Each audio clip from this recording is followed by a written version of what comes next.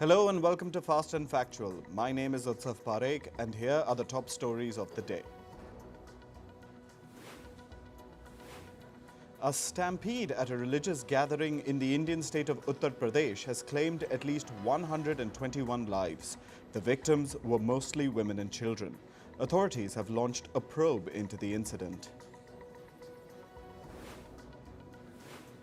Thousands of Palestinians were seen fleeing southern Gaza amid strikes by the Israeli military. This comes a day after Israel ordered evacuations in areas around Khan Younis and Rafah. The United Nations said that Israel's evacuation order was the largest of its kind since October. The Yemen-based Houthi rebels have claimed responsibility for an attack in Israel's Haifa. They claim to have hit a vital target using a number of winged missiles. The Houthis said that the attack was a joint operation carried along with the Islamic resistance in Iraq.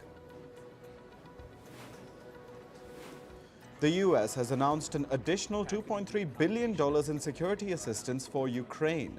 The Pentagon has said that the package will include anti-tank weapons, interceptors, and munitions for Patriot missiles, amid other air defense systems. The announcement followed talks between US Defense Secretary Lloyd Austin and his Ukrainian counterpart, Rustem Umerov. The sentencing of former US President Donald Trump in his hush money criminal trial has been postponed until September 18th.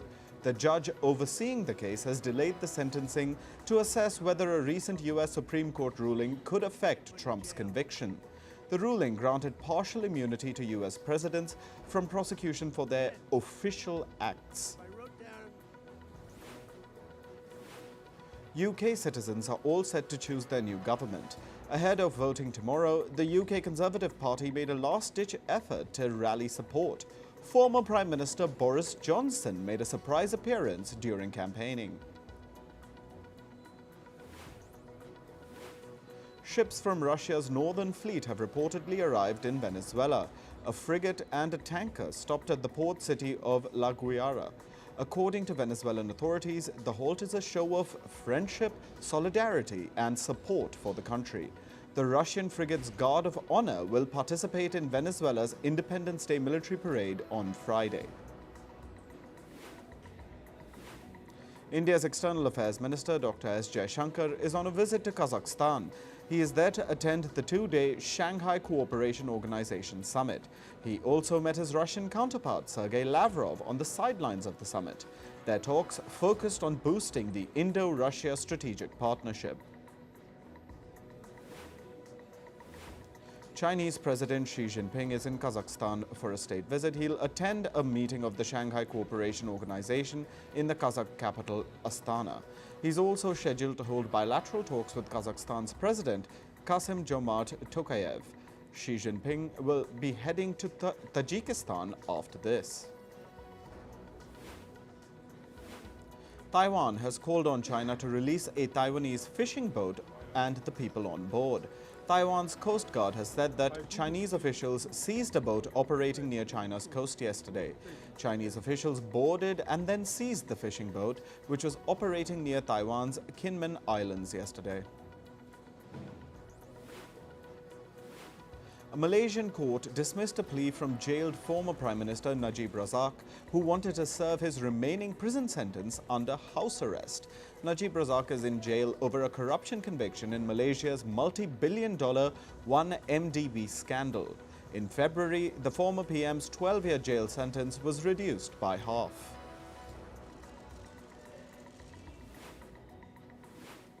Dozens of people belonging to Pakistan's minority Christian community staged a protest in Karachi yesterday. The protesters opposed the death sentence handed out to a Christian man for sharing allegedly blasphemous content on social media. This comes after a mob attacked the Christian community in eastern Pakistan last year, vandalizing several churches and torching houses. Anti-government protests continue to rock Kenya. In the capital, Nairobi, police fired water cannons at protesters. In the coastal city of Mombasa, police fired tear gas and charged at protesters who were pelting stones. The protests began 2 weeks ago over proposed tax hikes. Kenya's President William Ruto decided to roll back the tax hikes last week, but this has failed to quell the protests in Kenya. In climate news, Hurricane Beryl is moving towards Jamaica as a powerful Category 4 storm. A hurricane warning has also been issued for the island nation. Meanwhile, severe rains are expected to impact Haiti and the Dominican Republic. The powerful storm Beryl has claimed the lives of at least 7 in the southeastern Caribbean. 3 fatalities occurred in Grenada, where the storm made landfall on Monday. 3 more people were killed in Venezuela and 1 more in St. Vincent and the Grenadines. A powerful storm has swept through countries in the Western Balkans. In Montenegro, at least 2 people have died and several houses have been damaged. Reports indicate that the storm also caused flooding and uprooted trees in the Serbian capital, Belgrade. Floods in northern Myanmar have displaced over 2,500 households. Electricity and phone lines have been disrupted. The Weather Office has issued warnings of heavy downpours in the city of Myitkyina in the Irrawaddy River. The Irrawaddy River has risen above its danger level due to incessant rains. According to a study in the journal Nature Communications, glaciers in southeastern Alaska are melting at an accelerated rate, potentially reaching an irreversible tipping point. Researchers from Newcastle University have observed increased glacier loss in Juneau City since 2010. They expressed concern that the glacier melt could contribute to rising sea levels and become a threat to coastal settlements. Firefighters battled to control a small wildfire across Calistoga in California. The California Fire Department deployed helicopters to douse the flames. An extended heat wave in Northern California has triggered extreme fire warnings. The Indian Meteorological Department has issued an orange alert for heavy rainfall in Delhi and Punjab. In Gujarat, a red alert has been sounded as the Met Department forecasts extremely heavy rainfall. Meanwhile, the death toll from the floods in Assam has risen to 38. On to business and tech news now. The US government has added 6 companies to its trade restriction list. These firms are based out of China, South Africa, the UAE, and the UK. Washington said that 4 among the 6 companies were allegedly involved in training the Chinese military. Companies on the US trade restriction list need approvals to acquire American goods and technology, and these requests are likely to get rejected by the US. The US government will give vaccine maker Moderna $176 million to develop a vaccine to treat bird flu. This comes amid growing concerns of a multi-state outbreak of the virus in dairy cows. The H5N1 virus has infected more than 130 cattle herds across 12 states in the US. US officials have said that the vaccine testing will begin in 2025 to assess its safety and the immune response. The US Food and Drug Administration has approved Eli Lilly's Alzheimer's drug. It is named Donanemab. The drug will reportedly be used for patients with early-stage Alzheimer's. The Bank of Japan is starting to issue a new series of notes starting today. The notes feature cutting-edge technology aimed at fighting counterfeiting. They feature 3-dimensional portraits of people who represent women empowerment and technological innovation. Japan has said that its old currency will still remain valid. Airbus has delivered about 323 aircraft in the first half of this year. This is about 2% more than what the aerospace manufacturer delivered in the same period in 2023. But according to industry estimates, Airbus did not meet its delivery targets in June. Last week, the company lowered its annual delivery target from 800 jets to 770. Airbus said that the reduction was due to a shortage of engines and structural parts. Electric vehicle maker Tesla's deliveries fell by 5% in the second quarter of this year. This marks the first time that Tesla deliveries fell for 2 consecutive quarters. But the decline in sales wasn't as bad as what analysts had expected. Tesla said it sold over 443,000 vehicles from April through June. Italy is planning to buy hundreds of tanks from the leading German defense group Rheinmetall. This is the company's biggest order ever, valued at over $21 billion. The tanks will be acquired by the Italian government over a period of 15 years. South Korea's Hyundai Motors and LG Energy Solutions have opened Indonesia's first battery cell production plant for electric vehicles. The plant is located in the West Java province. Both the companies had announced that they will be investing $1.1 billion in this project. The plant is said to have the capacity to power more than 150,000 battery-based electric vehicles every year. Britain's second-largest supermarket group, Sainsbury's, has reported slower sales. Earlier, food sales at its stores had increased by 4.8% in one quarter, but in the last 3 months, the growth was only 3%. Sainsbury's said that its sales growth fell because people are spending more carefully. This is due to financial concerns amid the UK's cost of living crisis. Social media platform Snapchat is rolling out new features that let users personalize their accounts. People will now be able to design a house on the Snap map and edit their Bitmoji. Snapchat will also let users have pets in chats. The feature is available for Snapchat Plus, the app's subscription service. Moving to sports, we start with cricket. India's cricket board, or the BCCI, has announced 3 changes to the squad touring Zimbabwe. Batter Sai Sudarshan, wicketkeeper batter Jitesh Sharma and fast bowler Harshit Rana have been included in the team. The 3 will replace Sanju Samson, Shivam Dube and Yashasvi Jaiswal for the first 2 T20 international matches. Zimbabwe is hosting the Men in Blue for a 5-match T20 international series starting on July 6th. The Indian cricket team will arrive in New Delhi tomorrow morning. Their travel plans were impacted due to Hurricane Beryl that hit the Caribbean. Airports and businesses were shut in light of the storm. About 70 people, including players, staff members and top officials, were stranded for the last 3 days. In football, Cristiano Ronaldo has said that the UEFA Euro 2024 will be his quote-unquote last European championship. His remarks come after Portugal downed Slovenia to move into the quarterfinals. The 2024 Euros mark Ronaldo's record-breaking 6th appearance. However, he hasn't made head turns yet, failing to score in the 4 matches that he has played in.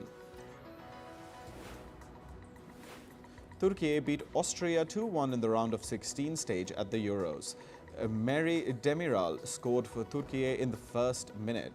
He found the back of the net again at the hour mark to give Turkey a 2-0 lead. Michael Gregoric later scored for Austria, but it wasn't enough to keep them in the tournament.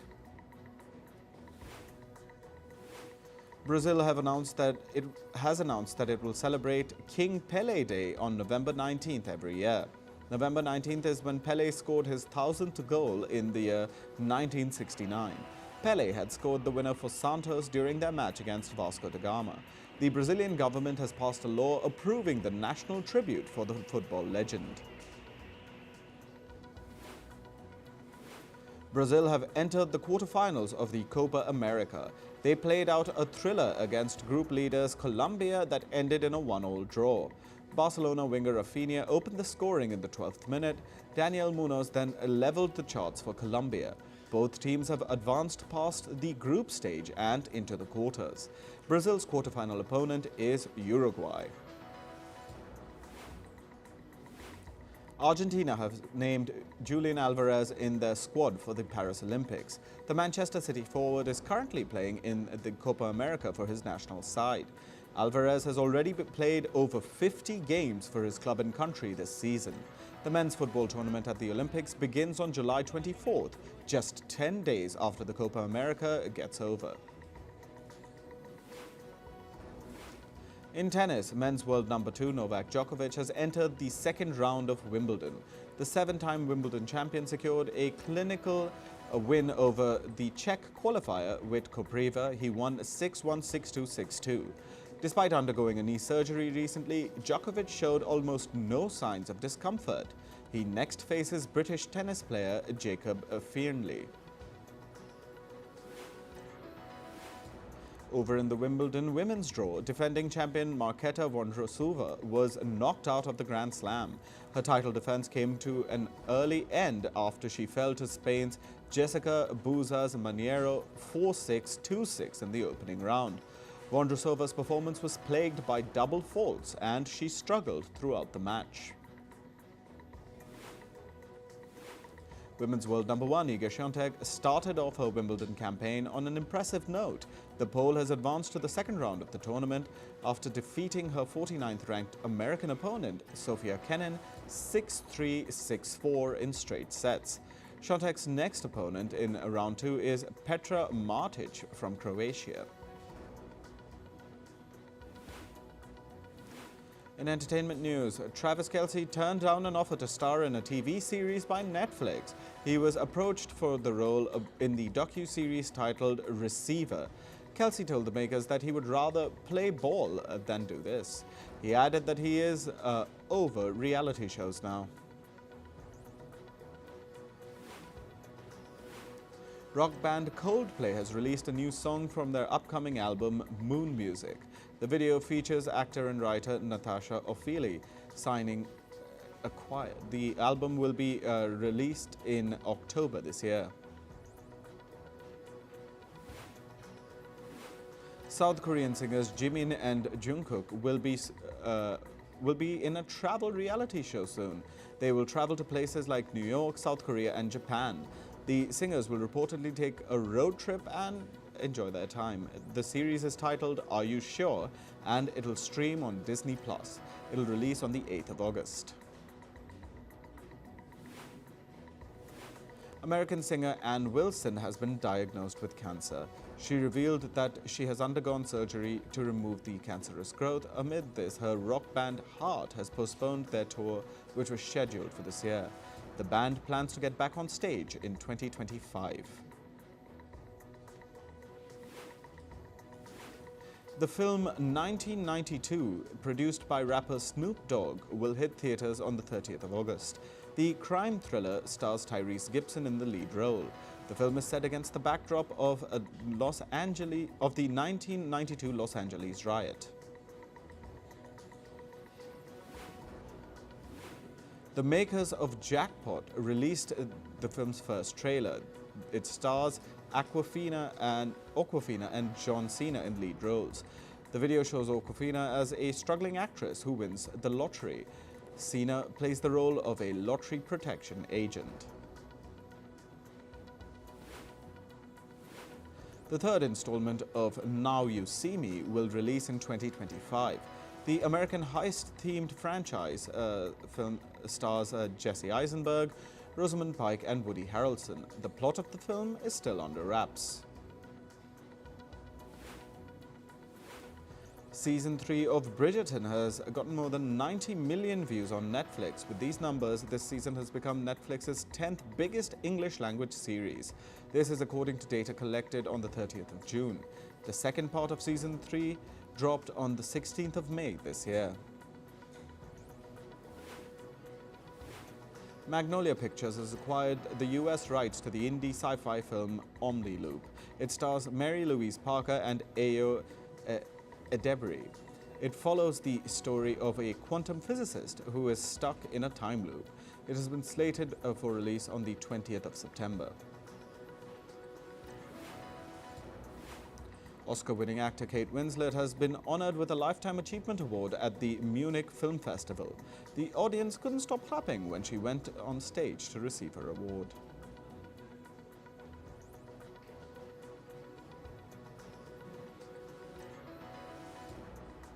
That's all for this episode of Fast and Factual. Thank you for watching and stay tuned to Firstpost.